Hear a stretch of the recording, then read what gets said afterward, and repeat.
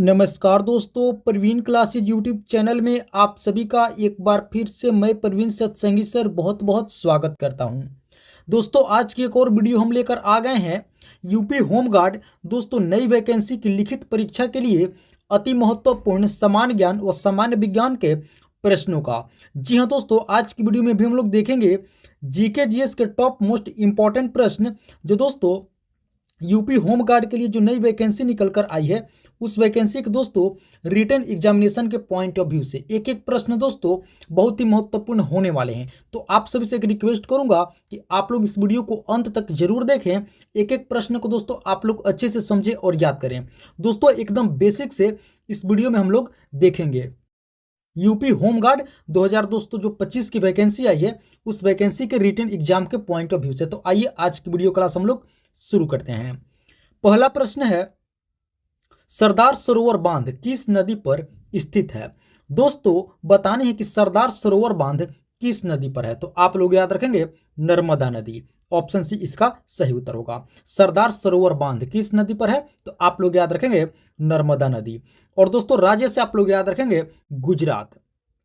किस राज्य में है? तो गुजरात में है। सरदार सरोवर बांध किस नदी पर? नर्मदा नदी पर, गुजरात राज्य में। ऑप्शन सी इसका सही उत्तर होगा। चलिए आगे बढ़ते हैं। अगला प्रश्न है, रोहतांग दर्रा किस राज्य में स्थित है?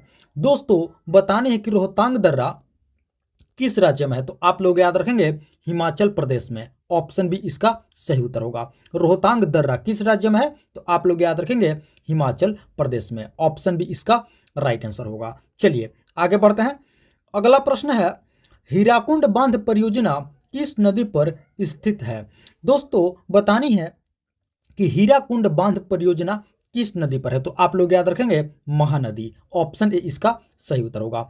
हीराकुंड बांध परियोजना किस नदी पर है? तो आप लोग याद रखेंगे महानदी। राज्य आप लोग याद रखेंगे दोस्तों उड़ीसा। किस राज्य में दोस्तों? उड़ीसा राज्य में। किस नदी पर? तो महानदी पर। ऑप्शन ए इसका सही उत्तर होगा। आप लोग याद रखेंगे उड़ीसा राज्य में महानदी पर हीराकुंड बांध परियोजना स्थित है दोस्तों। Option A. चलिए आगे बढ़ते हैं। अगला प्रश्न है, ईश्वर का निवास स्थान किसे कहा जाता है? दोस्तों बताने है कि ईश्वर का निवास स्थान किस शहर को कहा जाता है? तो आप लोग याद रखेंगे प्रयागराज। ऑप्शन बी इसका सही उत्तर होगा। ईश्वर का निवास स्थान किसे कहा जाता है, किस शहर को कहा जाता है? तो दोस्तों उत्तर प्रदेश राज्य के प्रयागराज शहर को ईश्वर का निवास स्थान कहा जाता है। ऑप्शन बी इसका राइट आंसर होगा। चलिए आगे बढ़ते हैं। अगला प्रश्न है, हरिजन संघ की स्थापना किसने की थी? दोस्तों बताने है कि हरिजन संघ की स्थापना किसने की थी? तो आप लोग याद रखेंगे दोस्तों इसका सही उत्तर होगा महात्मा गांधी। ऑप्शन सी इसका राइट आंसर होगा। हरिजन संघ की स्थापना किसने की थी? तो आप लोग याद रखेंगे महात्मा गांधी। Option C. चलिए आगे बढ़ते हैं। दोस्तों आप लोगों को वीडियो पसंद आ रही है तो आप लोग वीडियो को एक लाइक कर देंगे और चैनल पर पहली बार विजिट किया है तो चैनल को भी आप लोग जरूर सब्सक्राइब कर लेंगे। चलिए अगले प्रश्न की ओर चलते हैं। अगला प्रश्न है, हीरे का सबसे बड़ा उत्पादक देश कौन सा है? बतानी है दोस्तों कि हीरे का सबसे बड़ा उत्पाद करने वाला देश कौन सा है? तो आप लोग याद रखेंगे रूस। ऑप्शन ए इसका सही उत्तर होगा। हीरे का सबसे बड़ा उत्पादक देश कौन सा है? तो आप लोग याद रखेंगे रूस है दोस्तों। Option A. चलिए आगे बढ़ते हैं। अगला प्रश्न है, विख्यात सोमनाथ मंदिर को किसने नष्ट किया था? दोस्तों बतानी है कि विख्यात सोमनाथ मंदिर को किसने नष्ट किया था, बर्बाद किया था? तो आप लोग याद रखेंगे महमूद गजनवी। ऑप्शन सी इसका सही उत्तर होगा। विख्यात सोमनाथ मंदिर को किसने नष्ट किया था दोस्तों, किसने बर्बाद किया था? तो महमूद गजनवी ने। ऑप्शन सी इसका सही उत्तर होगा। चलिए आगे बढ़ते हैं। अगला प्रश्न है, विख्यात सोमनाथ मंदिर कहाँ स्थित है? देखिए दोस्तों अभी हमने देखा कि इस मंदिर को महमूद गजनवी ने नष्ट किया था, बर्बाद किया था। अब बताने कि यह मंदिर कहाँ स्थित है, किस राज्य में है? तो आप लोग याद रखेंगे गुजरात में। ऑप्शन बी इसका सही उत्तर होगा। विख्यात सोमनाथ मंदिर किस राज्य में है? तो आप लोग याद रखेंगे गुजरात में। इस मंदिर को दोस्तों किसने बर्बाद किया था, नष्ट किया था? तो आप लोग याद रखेंगे महमूद गजनवी। ऑप्शन इसमें सी सही होगा और इसमें बी। किस राज्य में है? तो गुजरात में है। किसने नष्ट किया था? तो महमूद गजनवी ने। चलिए आगे बढ़ते हैं। अगला प्रश्न है, लोकसभा की पहली महिला अध्यक्ष कौन है? दोस्तों बताने हैं कि लोकसभा की पहली महिला स्पीकर, तो आप लोग याद रखेंगे मीरा कुमार। ऑप्शन डी इसका सही उत्तर होगा। लोकसभा की पहली महिला अध्यक्ष कौन है? तो आप लोग याद रखेंगे मीरा कुमार, ऑप्शन डी। चलिए आगे बढ़ते हैं। अगला प्रश्न है, विश्व में चावल का सबसे अधिक उत्पादन कौन सा देश करता है? दोस्तों बताने है कि विश्व में चावल उत्पादन में कौन सा देश अग्रणी है? तो आप लोग याद रखेंगे दोस्तों चीन, ऑप्शन सी इसका सही उत्तर होगा। विश्व में दोस्तों चावल का सबसे अधिक उत्पादन कौन सा देश करता है? तो आप लोग याद रखेंगे ऑप्शन सी चीन करता है दोस्तों, चावल का सबसे अधिक उत्पादन। चलिए आगे बढ़ते हैं। अगला प्रश्न है, विश्व टीबी दिवस प्रतिवर्ष कब मनाया जाता है?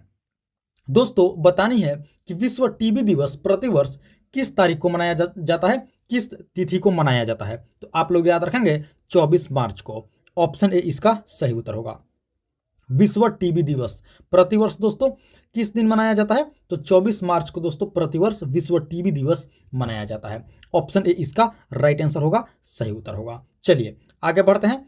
अगला प्रश्न है, गंगा नदी को बांग्लादेश में किस नाम से जाना जाता है? दोस्तों बतानी है कि गंगा नदी को बांग्लादेश में किस नाम से जाना जाता है? तो आप लोग याद रखेंगे पद्मा, ऑप्शन सी इसका सही उत्तर होगा। गंगा नदी को दोस्तों बांग्लादेश में पद्मा के नाम से जाना जाता है, आप लोग याद रखेंगे दोस्तों, बांग्लादेश में गंगा नदी को पद्मा कहा जाता है, ऑप्शन सी। चलिए आगे बढ़ते हैं। अगला प्रश्न है, विश्व कवि के नाम से किन्हें जाना जाता है? दोस्तों बतानी है कि विश्व कवि के नाम से किन्हें जाना जाता है? तो आप लोग याद रखेंगे रविंद्रनाथ टैगोर को। जी हाँ दोस्तों, ऑप्शन बी इसका सही उत्तर होगा। विश्व कवि के नाम से किन्हें जाना जाता है? तो आप लोग याद रखेंगे रविंद्रनाथ टैगोर को। और दोस्तों इन्हें गुरुदेव भी कहा जाता है, आप लोग याद रखेंगे, गुरुदेव की उपाधि भी इन्हें दी गई है। और विश्व कवि के नाम से भी इन्हें जाना जाता है, रविंद्रनाथ टैगोर, ऑप्शन बी। चलिए आगे बढ़ते हैं। अगला प्रश्न है, महात्मा गांधी की हत्या कब हुई थी? दोस्तों बतानी है कि महात्मा गांधी की हत्या कब हुई थी? तो आप लोग याद रखेंगे दोस्तों 1948 ईस्वी में, ऑप्शन ए इसका सही उत्तर होगा। महात्मा गांधी की हत्या कब हुई थी? तो आप लोग याद रखेंगे 1948 ईस्वी में। चलिए दोस्तों आप लोग हमें कमेंट करके बताएंगे कि महात्मा गांधी की हत्या किसने की थी? आप लोग हमें कमेंट करके जरूर बताएंगे। इसका जवाब कमेंट बॉक्स में आप लोग जरूर लिखेंगे, महात्मा गांधी की हत्या किसने की थी और कब हुई थी? तो आप लोग याद रखेंगे 1948 ईस्वी में। चलिए आगे बढ़ते हैं। अगला प्रश्न है, सर्वोच्च न्यायालय द्वारा दिए गए मृत्यु दंड को कौन माफ कर सकता है? दोस्तों बेसिक लेवल के प्रश्न है और बहुत ही इंपॉर्टेंट प्रश्न है। बतानी है कि सुप्रीम कोर्ट के द्वारा दिए गए मृत्यु दंड को कौन माफ कर सकता है? तो आप लोग याद रखेंगे दोस्तों इसे राष्ट्रपति माफ कर सकते हैं, ऑप्शन डी इसका राइट आंसर होगा। दोस्तों देश के राष्ट्रपति को दोस्तों यह अधिकार है कि वह सर्वोच्च न्यायालय द्वारा दिए गए मृत्यु दंड को माफ कर सकते हैं, आप लोग याद रखेंगे। सर्वोच्च न्यायालय यानी कि सुप्रीम कोर्ट के द्वारा दी गई फांसी की सजा को माफ करने का अधिकार किसे है? तो दोस्तों देश के राष्ट्रपति को, ऑप्शन डी इसका राइट आंसर होगा। चलिए आगे बढ़ते हैं। अगला प्रश्न है, गीत गोविंद पुस्तक के लेखक कौन है? दोस्तों बतानी है कि गीत गोविंद पुस्तक के लेखक कौन है? तो आप लोग याद रखेंगे जयदेव, ऑप्शन बी इसका सही उत्तर होगा। गीत गोविंद पुस्तक के लेखक कौन है? तो आप लोग याद रखेंगे जयदेव, ऑप्शन बी इसका राइट आंसर होगा। चलिए आगे बढ़ते हैं। अगला प्रश्न है, गीतांजलि किनके द्वारा रचित है? दोस्तों बतानी है कि गीतांजलि पुस्तक किनके द्वारा रचित है? तो आप लोग याद रखेंगे रविंद्रनाथ टैगोर, ऑप्शन बी इसका सही उत्तर होगा। गीतांजलि किनके द्वारा रचित है? तो आप लोग याद रखेंगे रविंद्रनाथ टैगोर, ऑप्शन बी इसका सही उत्तर होगा। दोस्तों चलिए आगे बढ़ते हैं। अगला प्रश्न है, उत्तर प्रदेश के प्रथम मुख्यमंत्री कौन थे? दोस्तों बताने है कि उत्तर प्रदेश के प्रथम मुख्यमंत्री कौन थे? तो आप लोग याद रखेंगे दोस्तों पंडित गोविंद वल्लभ पंत, ऑप्शन डी इसका सही उत्तर होगा। आप लोग याद रखेंगे उत्तर प्रदेश के प्रथम मुख्यमंत्री थे कौन? पंडित गोविंद वल्लभ पंत। आप सभी को दोस्तों इनका कार्यकाल वर्ष भी बता देते हैं, आप लोग अच्छे से याद रखेंगे। 1950 से 1954 तक आप लोग याद रखेंगे। 26 जनवरी दोस्तों 1950 से आप लोग याद रखेंगे इनका कार्यकाल वर्ष 26/1/1950 से दोस्तों 27 आप लोग याद रखेंगे 27/12/1954 तक। जी हाँ दोस्तों आप लोग याद रखेंगे, इस कार्यकाल वर्ष को भी आप लोग अच्छे से याद रखेंगे। 26/1/1950 से लेकर के 27/12/1954 तक दोस्तों भारत के प्रथम मुख्यमंत्री कौन रहे थे? तो तो आप लोग याद रखेंगे पंडित गोविंद।